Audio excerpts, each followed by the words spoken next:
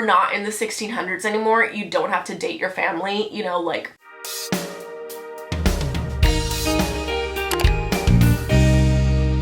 Hey guys, it's Sharon. Welcome back to my channel. If you guys know anything about me, it's that I love tea, right? That's literally like my whole brand, just sipping and spilling tea. So it is no surprise that when I asked you guys on my community tab page on my YouTube channel, hey, what type of video do you want to see more from me? Majority goes to secrets. And listen, I'm not at all surprised, and I will happily continue to sip and spill this tea, so that's what we're doing today. One of my secrets, a series that is pretty popular, not to toot my own horn, is my secrets you're keeping from ... Today we are doing secrets you're keeping from your family. So that could literally be just anyone in your family. This is not the first time I've done this video. If I'm not mistaken, there is a part 1 out on my channel, or maybe a part 2. I think it's just a part 1. Either way, I have a whole playlist titled secrets you're keeping from ... That is a lot more episodes just like this one. So if you want to go binge those for more, definitely feel free to do so. And if you want to see more videos like this, give us a thumbs up, and make sure you follow my Instagram, my Twitter, my TikTok, so you have to save my videos, get a chance to be in them, and even get to be shoutout of the day. And of course, if you'd like to see more, definitely make sure you're subscribed and your post notifications are turned on so you're the first one here and you don't miss an upload. Now that being said, go grab your tea, go grab your snacks, and maybe don't go grab your family just in case like I'm revealing your secret anonymously and they put 2 and 2 together, but let's get into this. My dad brings his side chick home when my mom is on a trip, and me and my siblings get paid not to tell her. Also, once she was being mean to me and I was going to tell my mom, but instead my dad bought me a car. Okay, hear me out. I'm always the first to say, just don't cheat. Cheaters suck. Yada yada yada, right? But also, if you can blackmail a cheater and end up getting a brand new car out of it, watch me blackmail them until I get a car, a boat, a jet ski. You're buying me a brand new house. You're getting me VIP tickets to go see whatever artist I want. It's all up for grabs. You get what I'm saying? But also, hear me out. If you feel bad for the person that's being cheated on, like in this case, the person's freaking mom, I'd be sad if my mom was getting cheated on, you know? And I know now not only is my dad the bad guy, I am also the bad guy because I knew. I would simply blackmail, get what I want, and then still tell the person that they're being cheated on. It's a win-win situation for you, not so much the cheater, because guess what? If you cheat, you're always gonna lose. It's just destiny. So if you want to speed it along and get a little bit of what you want on the way, no shame.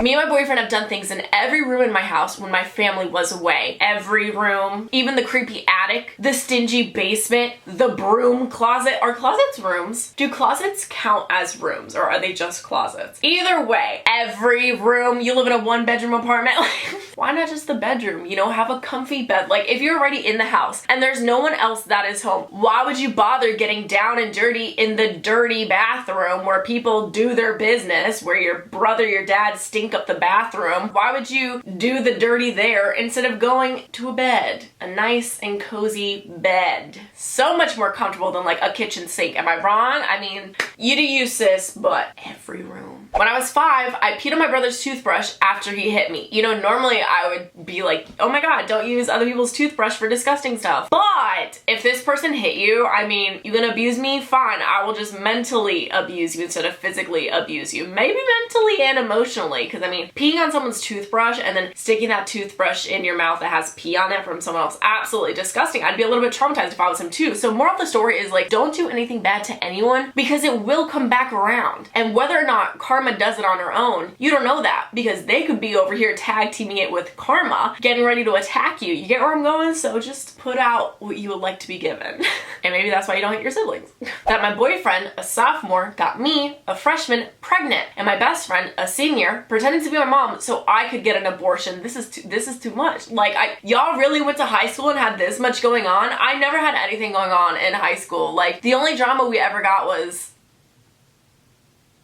yo, actually? Maybe I just wasn't in the too dramatic club. This sounded like Gossip Girl over here. Like, what is that? Oh, what was that show on ABC? The American Teenager, the pregnant girl. Oh my god, is that you? I guess not anymore because he got an abortion. Imagine being a mom and having no idea your child almost had a child. Like, please tell your mom. Like, on your wedding night, or like, you know, the reception dinner when you guys are having a toast, she'd be like, oh, by the way, mom.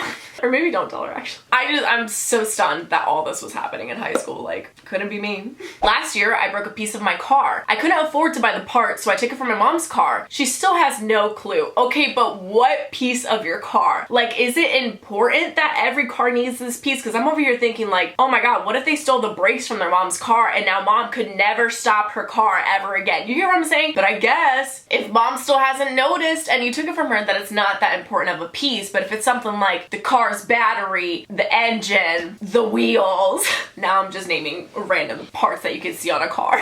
What doesn't kill her, what is it? What doesn't kill you makes you stronger. What doesn't kill you is, whatever. You know, if mom hasn't noticed, it's not that bad, then we hope. My uncle cheated with my teacher who was dating my dad and my brother. No one knows about this whole situation except for me. My first thought was, how small of a town do you have to live in that your teacher is dating your uncle, your brother, and your dad? That's like almost every male in my family already. Like, you have to be living in the smallest town possible for this to be happening, because there are so many fish in the sea, so many fish that are not related to each other. So I'm thinking, you don't live in a sea, you live in a small pond. And Teach is like that big time fisherman that wins all the competition and grabs all the fish. Anyways, my second thought is, imagine dating the same person that your parent is dating. I would throw up nonstop. That's like my mom almost dating like someone that could be her kid. I guess that's another question. How old are these people? How old's your brother that he's dating a teacher that your dad is also dating and your uncle is also dating? Does she have no shame that she's dating the whole family? What if they all invite her over for like some holiday dinner and then they all introduce her as my girlfriend, and then you're like, oh, weird, she's all of our girlfriends too. Next thing you know, you find out grandma's dating her too. Or grandpa, I guess. I have a book that I write everything that annoys me about my family. So basically, you have a burn book of your family. And if you don't know what a burn book is, girl, don't be uncultured here. Anyways, my first immediate thought, it's so bad. You guys know how every Harry Potter book is just huge. It's gigantic, right? I imagine this person's being the size of all the Harry Potter books combined. Just one gigantic book about everything my family does that annoys me. I could not imagine writing every little single thing that my family does that annoys me, because y'all, that book would be filled within like a weekend. But hey, can't pick your family.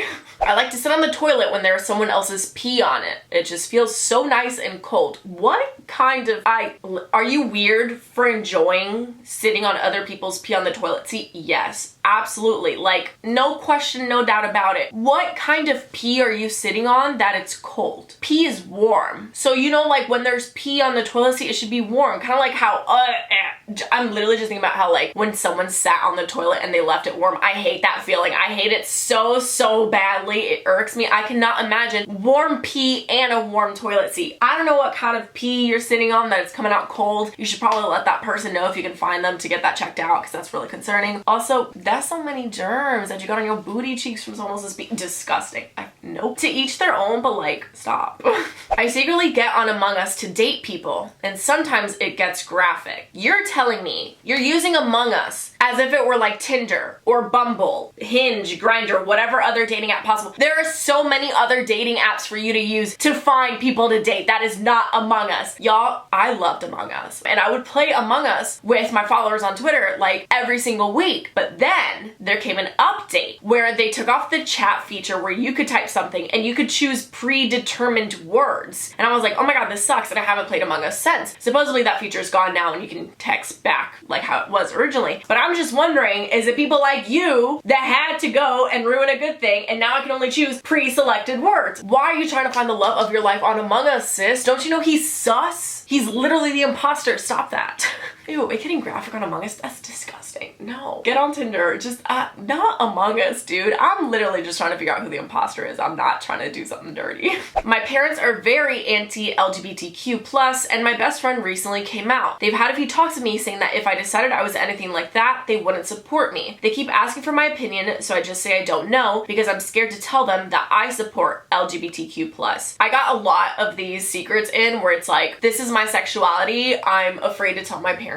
So I know it's easier said than done, and I've never had to come out to my parents or my family or anything because I'm straight. There's nothing to come out for. So I can't imagine how difficult it may be. So take my advice as like a grain of salt, a grain of rice, whatever the saying is your parents love and support you, and they might not understand, but we can only hope that they will come around eventually. So that being said, also don't be afraid to stand up to your parents. If your parents parents don't agree with something that you support, don't be afraid to tell them that. And I'm not saying go and have a fight with them and like make them see your side and that only their side is wrong, but have like an open discussion and be like, okay, well, why don't you support LGBTQ+? What are your reasons? Okay, well, here are my reasons why I support it, blah, blah, blah. And maybe it could open their eyes and make them realize, oh snap, you're right, I should be supporting it. Just hit them with the argument that it's not your life, why does it affect you? And if it makes the other person happy, why is that a bad thing? You know, so don't be afraid to have these discussions with your parents, and don't be afraid to stand up to them, and don't be afraid to try and talk to them and tell them, hey, this is where I'm at in my life. And hopefully if they're like really supportive, which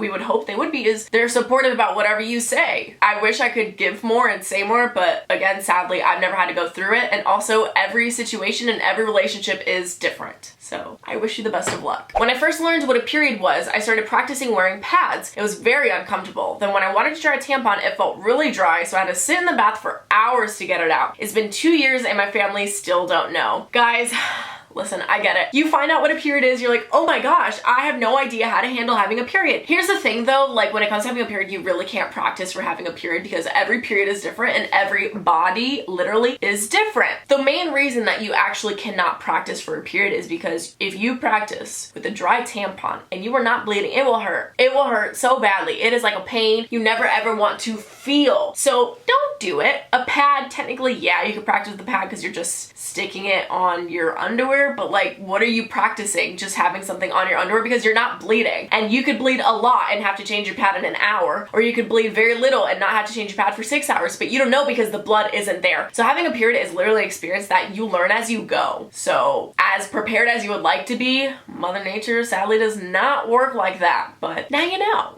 I dated my cousin and didn't find out until 2 weeks after we broke up that we were cousins. You know, on the bright side, because I know how this channel is about them and their cousins. On the bright side, you found out after you guys broke up. So technically when you were dating, you had no idea they were your cousins. So like all good in the hood, you know? You found out your family and good thing you're already broken up. It'd be a different story if you found out they were your cousin and still dating them, because then I'd be really concerned. So you know, good for you, sis. Not good for you if you're still dating your cousin after knowing they're your cousin though. A secret that I'm keeping from my family is that I am in love with my sister. Like your sister, like your sister, like your sister that came from your mom and your dad. You guys had the same parents type of sister. The same sister that came out of your mom's vagina just like you, and the same sister that shares your DNA and your blood and your family tree. That's the person you're in love with. There's this thing, I don't know if you've ever heard of it, it's called incest. We're not in the 1600s anymore. You don't have to date your family, you know, like again, Tinder, Bumble, Grindr, Hinge, the library, not sponsored by any of these. So many fish in the sea. If you want to use Among Us, please use Among Us instead of like being in love with your sister. Like, I'm willing to allow that, you know, but y'all are related. That's so weird. One time I walked into my mother and her boyfriend doing the dirty. We were in a hotel room. Like, oh, no. Here's my thing. There's a difference if it's like one of those hotel rooms that's like a suite and there's like different rooms in it, like one bedroom and another bedroom. But if we're talking about a hotel room that is literally just one bedroom and the bathroom and we're sharing it, and you have the balls, no pun intended, to do the nasty in a room that also belongs to me and I have access to it, and it's absolutely not. No, mom, like no offense, thanks for paying for this hotel room, but like get out.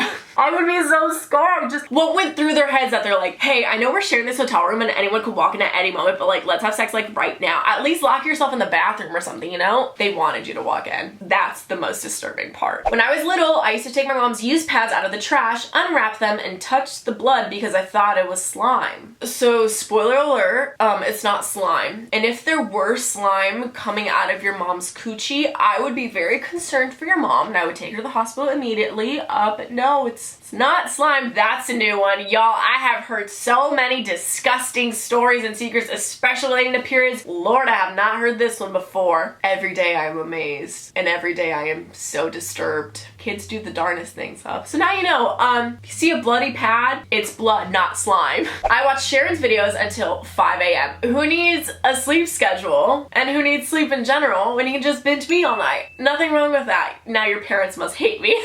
But anyways, I hope you guys enjoyed this video. If you did, give us a thumbs up. If you have any secrets that you are keeping from your family and you're too excited to share and you need to share it right now, you can leave that in the comments down below. But if you want to see a part 3, if I'm not mistaken, let me know in the comments comments as well. If you have any other video ideas you want to see from me, like secrets you're keeping from blah blah blah, reading your ex stories, any video request ever, make sure to leave those in the comments as well. Shout out of the day goes to Princess on Instagram. Thank you so much. If you'd like to be shout out of the day, just follow me on my Instagram and stay active. And like I mentioned, this is part of my secrets you're keeping from playlist, so you can go check that playlist out for more, for secrets from your mom, dad, brothers, crushes, siblings, teachers, all that, and a bag of chips.